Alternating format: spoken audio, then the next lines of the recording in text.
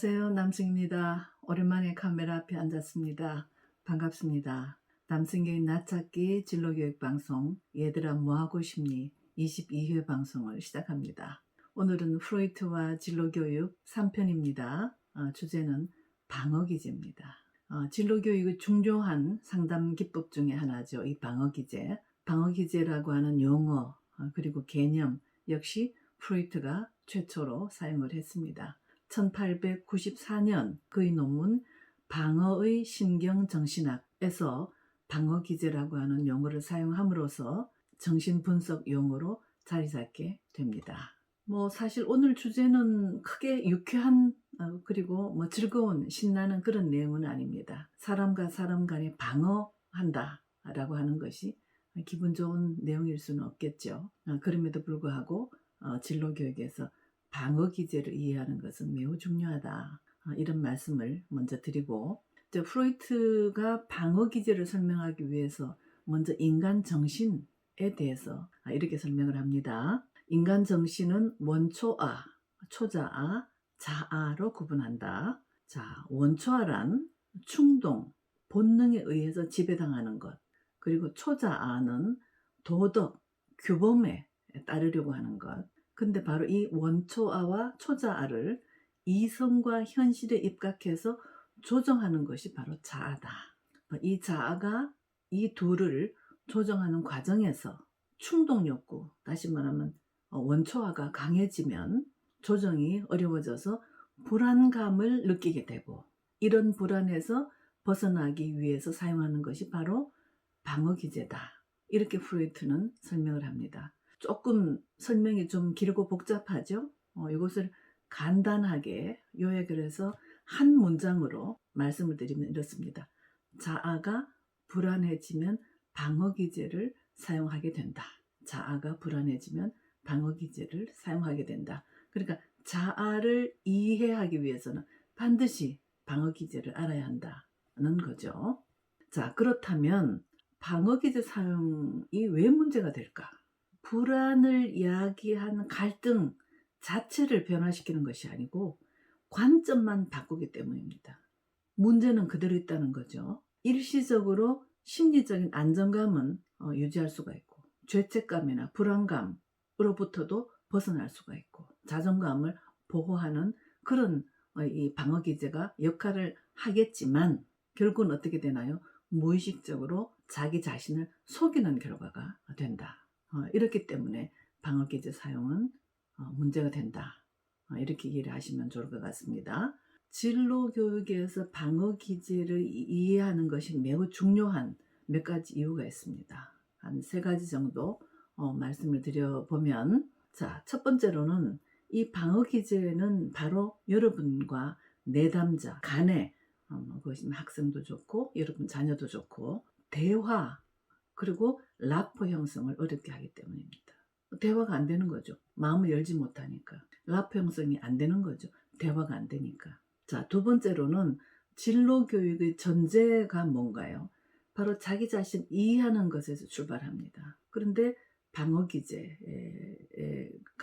놓여 있으면 바로 자기 이해도 어려워지고 문제 해결 능력 배양도 어려워지고 의사결정 능력 배양도 어려워지고, 그렇기 때문에 방어기제를 이해하는 것이 중요하다. 이거 두 번째 이유입니다. 세 번째 이유는 지나친 방어기제 사용은 결국 사회생활 적응을 어렵게 하기 때문입니다. 그렇지 않겠습니까? 방어기제를 자꾸 사용하게 되면 사회생활 적응이 어렵게 되겠죠. 이런 3가지 이유로 진로교육에 있어서 방어기제를 이해하는 것이 매우 중요한데, 그렇다면 어떤 심리, 어떤 행위가 방어기제일까? 자, 크게 3가지로 설명할 수가 있습니다. 자, 기만형, 회피형, 대체형. 좋은 단어는 없습니다. 기만도 그렇고 회피도 그렇고 대체도 그렇고, 근데 어쨌든 이렇게 3가지 유형으로 방어기제를 나누어서 설명할 수 있습니다. 자, 기만형 방어기제는 우리 보통 합리화, 투사, 억압, 전위 이런 것들이 대표적인 기만형 방어기제입니다. 자, 합리화. 어떤 일을 한 후에 자책감이나 또는 죄책감을 느꼈을 때 변명으로 정당화하거나 또는 좌절된 욕구의 가치를 실제보다도 낮추어서 정당화하는 것. 뭐 대표적인 예가 우리 이솝 우화에 나오는 여우와 신포도가 되겠죠. 여우가 지나가다 포도, 너무 먹음직한 포도가 넝쿨에 있습니다. 근데 먹고 싶은데 가만히 보니까 너무 높이 있어요. 그 딸 수가 없잖아요. 그래서 그때 여우는 어떻게 자신의 행동을 정당화하나요? 아, 저 포도는 쉬어. 저 포도는 신포도야. 네. 이렇게 해서 자신의 어떤 좌절된 욕구의 가치를 뭐 현저하게 낮추어서 변명으로 정당화하는 것. 이것을 우리가 합리화라고 합니다. 뭐 합리화라는 사례는 뭐 무수히 많죠. 일상생활에서 우리가 자주 보게 됩니다만 어쨌든 이것이 기만형 방어 기제 중에 하나인 합리화 이렇게 이해하시면 될 것 같고요. 그 다음에 투사. 남 탓하는 거죠. 분명히 자신의 감정, 동기가 있었습니다. 자신의 감정이었음에도 불구하고 자신의 동기였음에도 불구하고 잘 되지 않았을 때 너 때문이야. 남 탓하는 것. 이것을 우리가 투서라고 하죠. 그래서 진실을 감추어서 현실을 왜곡하는 것. 이것을 투서라고 합니다. 이것도 뭐 현실에서 우리가 자주 만나게 되는 방어기제 중에 하나죠. 그 다음 억압. 억압은 어떤 불쾌한 경험, 받아들이기 어려운 상황, 이것을 생각하지 않도록 또는 생각나지 않도록 억눌러 버리는 것. 이것을 우리가 억압이라고 합니다. 전이라고 하는 것은 안 좋은 일을 겪었을 때 엉뚱한 대상에게 화풀이 하는 것. 예를 들면 우리 속담에 그런 거 있죠.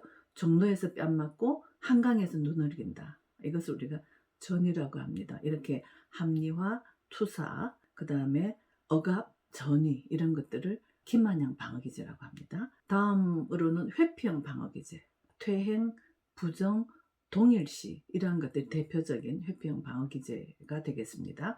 퇴행이라고 하는 것은 특히 발달 과정에서 어떤 좌절을 겪었을 때 그랬을 때 아주 과거로 되돌아가서 아주 미숙한 행동을 하게 되는 것. 우리가 이것을 퇴행이라고 하죠.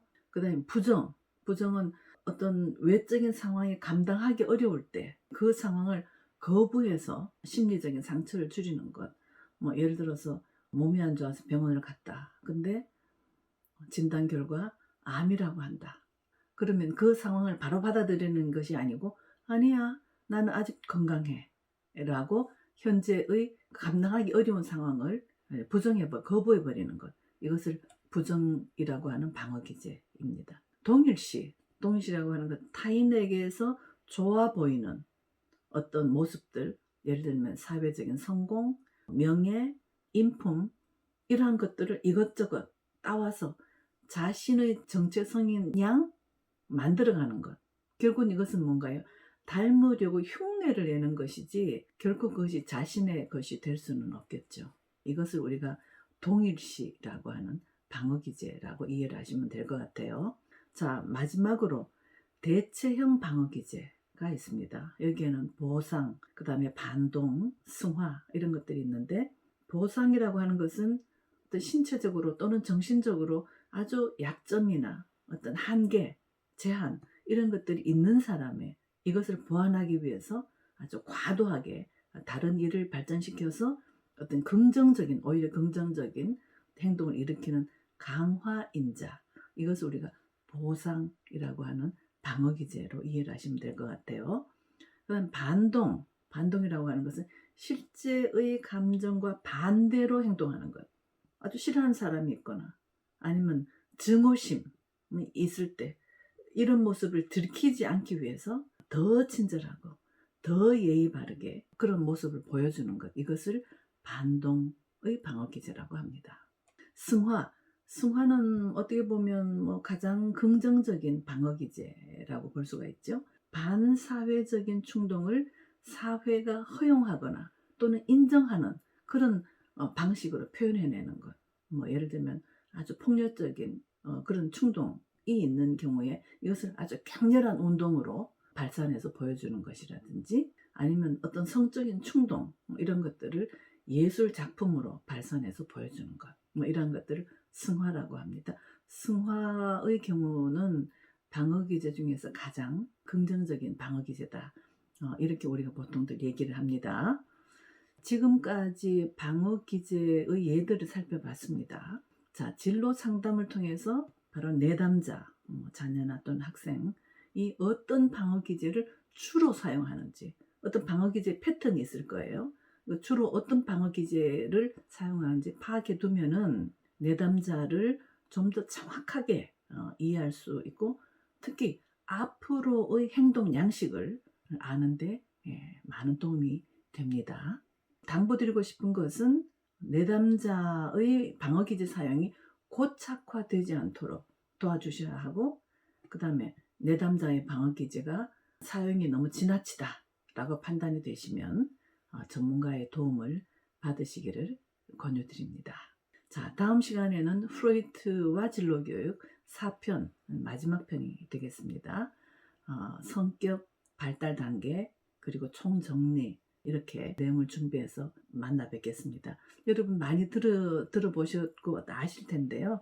구강기, 항문기, 남근기, 잠복기, 생식기 이렇게 불려지는 프로이트의 발달 단계에 대한 내용으로 여러분들 만나 뵙도록 하겠습니다. 구독, 좋아요 많이 눌러주시면 제작에 큰 도움이 되겠습니다. 여러분 다음 시간에 뵐 때까지 건강하십시오. 감사합니다.